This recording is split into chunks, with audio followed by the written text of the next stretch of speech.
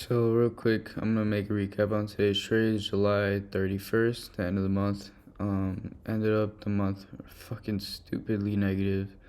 But whatever. So, um, I saw on. I don't really see anything on the daily, but on the 4 hour, I still had my bearish bias. Obviously, as you can see, we had this 4 hour Cibi right here, and the 1 hour Cibi. Man, I'm like, it might not be today, might not be tomorrow, but I'm waiting for this shit to drop.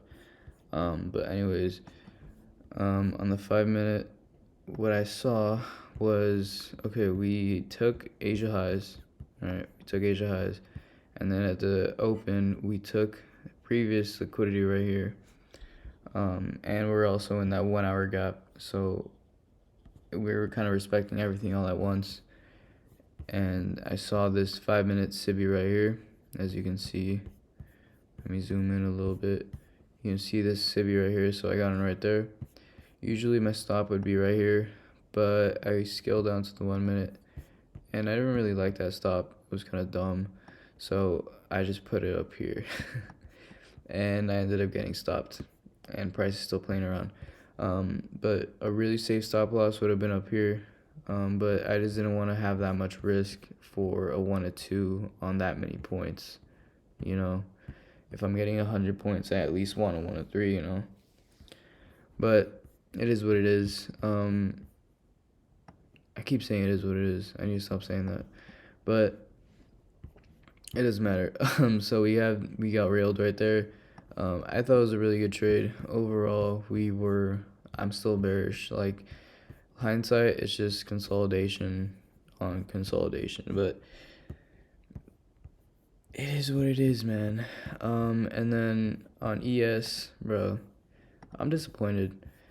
So on the 5 minute, basically the same technicalities of it. We took previous day highs. We took this high right here. And then at the open, we also took this high right here. So it was more confirmation for me. And then I scaled down to the 1 minute, and we had this sell side inefficiency, buy side imbalance right there. And I waited. I don't think I waited, because there was a, there was a, a breaker block right here. So I basically got in right at the breaker. I put my stops up here. Literally would have never gotten stopped. And then, were they up there? I'm not sure where my stop was, but I definitely didn't get stopped. But let me show you a little magic trick that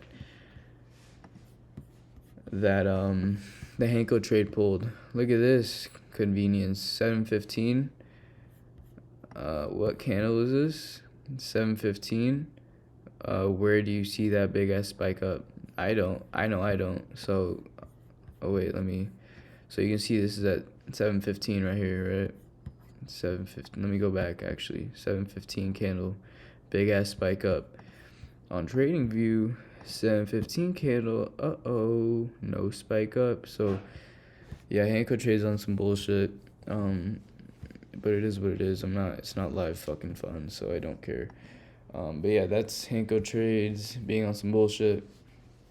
And then for YM, this trade that I was in, I exited because, so MSS right here, hold on, and market structure shifted right here, fair value gap right there, and I usually put my stops right here, but really it should have been up here.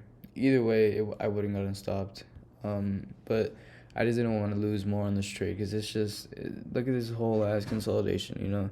I thought, because I entered around 750, I thought the macro was going to push it. Didn't do anything.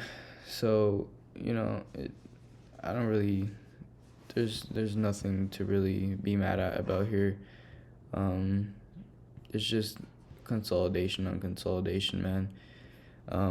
So my bias on this trade was still bearish. We tapped into the fair value gap again, and we also filled in this inefficiency right here. So once it broke structure like that, is a market structure shift. I got in at the fair value gap, my stop loss right there, and I would still be in this trade, but I didn't want to hold it any longer because it was literally doing nothing. And so is ES. It's literally doing nothing. It's not doing anything that I'd have interest in staying in. So that's that. And it's kind of stupid the way that played out, honestly, because these were like technically, like on the technical side of things, this trade was beautiful, right? It was a beautiful setup, but I don't know what the fuck's going on with the market lately. I know it's not just me, you know. I mean, look at NQ. This is a good trade as well, but I'm not gonna have that wide ass stop loss, you know, because I usually aim for Asia lows or Asia highs when I'm trading. So yeah, I think that's where YM is heading for now, finally. But you know, I'm not gonna wait in this fucking choppy ass trade. So yeah, overall down 1.25% for today. So that's a thing.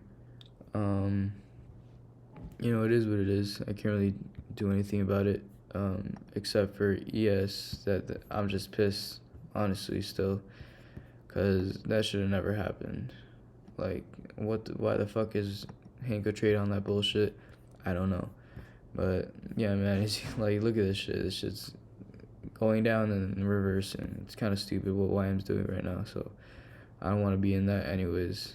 But yeah, that was today's trades, and I hope you learned something out of this video, got a little bit of value out of it, and that'll be it. So peace.